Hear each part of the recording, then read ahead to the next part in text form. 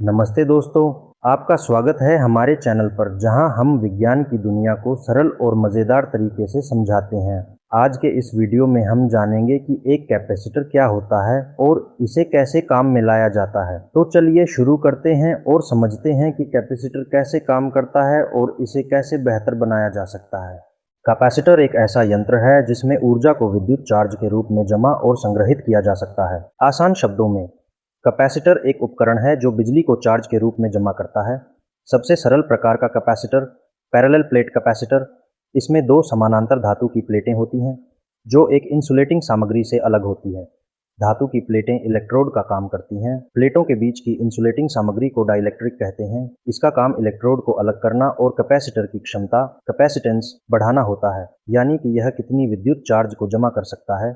इसे कैसे चार्ज करते हैं? इसे बाहरी बिजली स्रोत से जोड़कर चार्ज किया जाता है। इस प्रक्रिया के दौरान नकारात्मक चार्ज एक इलेक्ट्रोड से निकलकर दूसरे इलेक्ट्रोड पर चले जाते हैं। इस चार्ज के अंतर के कारण दोनों इलेक्ट्रोड के बीच एक विद्युत क्षेत्र इलेक्ट्रिक फील्ड बनता है और इससे वोल्टेज उत्पन्न होता है।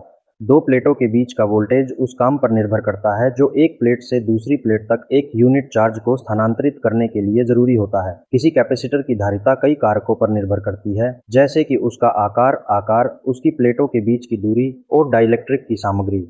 धारिता न केवल इस बात का संकेत देती है कि कैपेसिटर कितना चार्ज स्टोर कर सकता है, बल्कि यह भी बताती है कि एक निश्चित मात्रा में चार्ज स्टोर करने के लिए कितना वोल्टेज आवश्यक है, क्योंकि प्लेटों के बीच का वोल्टेज उस चार्ज की मात्रा के सीधे अनुपाती होता है जिसे वे स्टोर करती हैं। इन दोनों का भागफल स्थिर होता है। इस भागफल को धारिता कहते हैं। किसी कैपेसिटर की धारिता को बढ़ाने के कई तरीके हैं।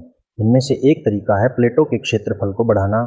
चूंकि धारिता प्लेटों के सतह क्षेत्रफल के सीधे अनुपाती होती है, इसलिए यदि सतह क्षेत्रफल को दोगुना कर दिया जाए तो धारिता भी दोगुनी हो जाती है। धारिता बढ़ाने का एक और तरीका है प्लेटों के बीच की दूरी, प्लेट पृथक्करण को कम करना। इस तरह वोल्टेज घटता है लेकिन चार्ज की मात्रा वही रहती है।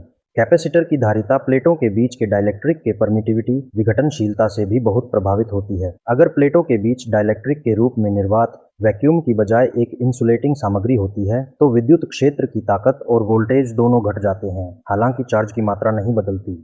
ऐसा इसलिए होता है क्योंकि डाइलेक्ट्रिक के भीतर विद्युत प्रेरण इलेक्ट्रोस्टैटिक इंडक्शन होता है जो वोल्टेज उत्पन्न करता है। इंसुलेटिंग सामग्री में वोल्टेज की दिशा प्लेटों के बीच के वोल्टेज की दिशा के विपरीत होती है, इसलिए इंसुलेटिंग सामग्री के उपयोग से प्लेटों के बीच वोल्टेज घट जाता है और इससे कैपेसिटर की धारिता बढ़ जाती है।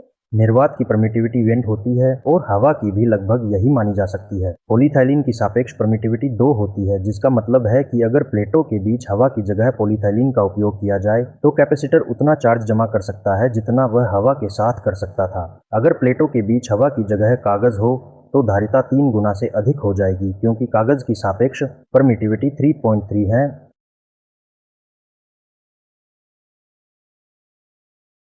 दोस्तों, उम्मीद है कि आपको यह वीडियो कैपेसिटर के बारे में जानकारी देने में मददगार साबित हुआ होगा। अगर आपको यह जानकारी पसंद आई हो तो वीडियो को लाइक करें, अपने दोस्तों के साथ शेयर करें। अगर आपके पास कोई सवाल हो या सुझाव हो तो नीचे कमेंट्स में लिखें, हम आपकी मदद करने की पूरी कोशिश करेंगे।